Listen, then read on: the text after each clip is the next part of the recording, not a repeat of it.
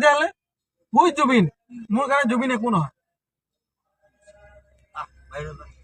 মোৰ কাৰণে জুবিন একো নহয়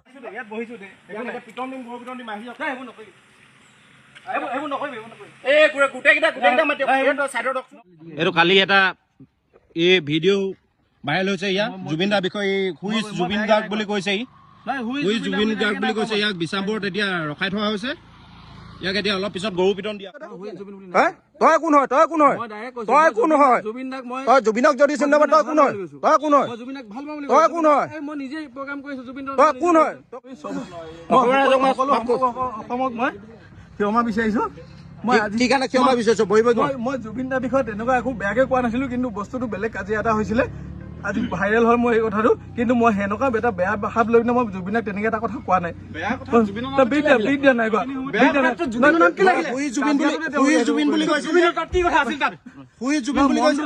ৰাস্তাত দুফালে মম জ্বলাই থৈছিলে ৰাস্তাত সেইটো ৰখাই পেলাই মোক দম দিলে হুই জুবিন কেলে কৈছিলি